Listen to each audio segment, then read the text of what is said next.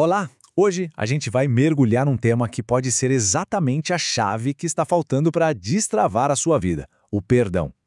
Com base no livro O Perdão, Dominado pelo Diabo Nunca Mais, de Renato Bueno, vamos descobrir como a falta de perdão pode, segundo o autor, escancarar portas para forças que nos aprisionam e, sabe, impedem o nosso progresso. O livro já começa com essa pergunta que é muito poderosa. Ela toca num sentimento que, vamos combinar, muita gente conhece bem. Aquela sensação de estar meio travado espiritualmente, como se tivesse um peso invisível que simplesmente não sai, não importa o que a gente faça.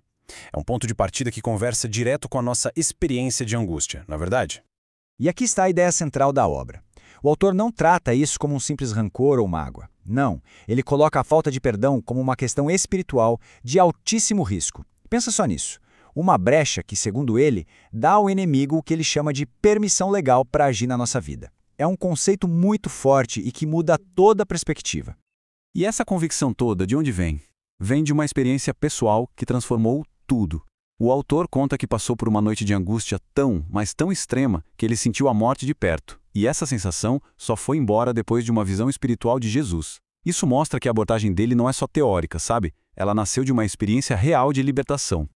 Então vamos tentar entender melhor as consequências espirituais de não perdoar. De acordo com o livro, isso não é uma escolha passiva não, é uma decisão com implicações bem ativas e, olha, perigosas. Segundo o livro, o preço espiritual de não perdoar é altíssimo. Significa se afastar da glória de Deus, sair de debaixo da proteção dele e, o mais alarmante, dar ao diabo esse tal acesso legal para roubar a paz, para trazer enfermidades e bloquear bênçãos. É, no fim das contas, um estado de vulnerabilidade espiritual total. Agora, para a gente entender por que o perdão é tão inegociável, o livro nos leva para uma parábola muito poderosa contada por Jesus. O termo-chave aqui é 10.000 talentos. E o livro faz questão de frisar: não estamos falando de uma dívida qualquer. É uma quantia, assim, astronômica, impossível de ser paga. Tenta imaginar milhões de dias de trabalho. O ponto é este. Essa é a dimensão do perdão que a gente já recebeu de Deus. Uma dívida que sozinhos jamais conseguiríamos quitar. E aqui o slide escancara o ponto central da parábola. O contraste absurdo. O mesmo servo que teve sua dívida impagável perdoada se recusa a perdoar uma quantia minúscula, irrisória, de um colega. É um retrato da hipocrisia e da gravidade que é negar aos outros um perdão que nós já recebemos numa escala infinitamente maior.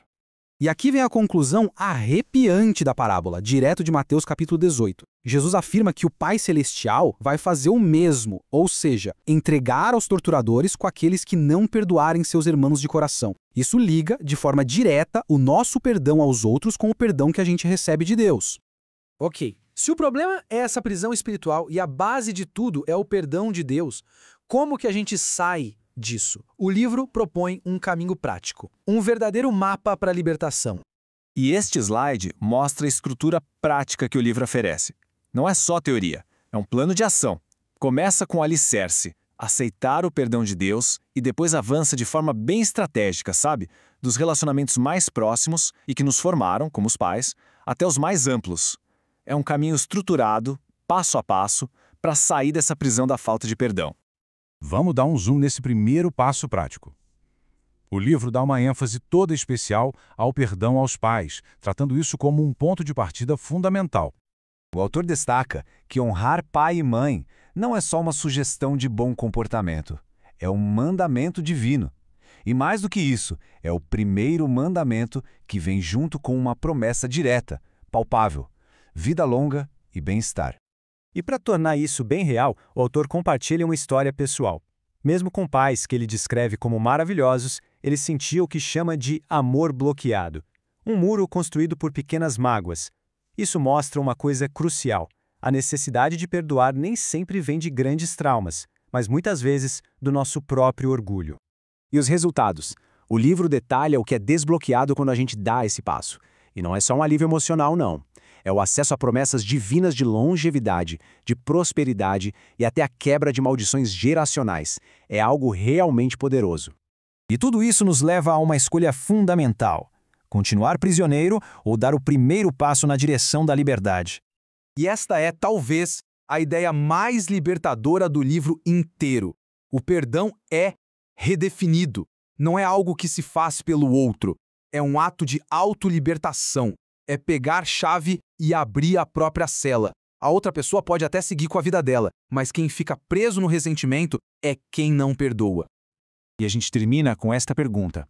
Se a falta de perdão fecha portas, o perdão é a chave que abre o caminho para as bênçãos, para a paz, para a plenitude de Deus.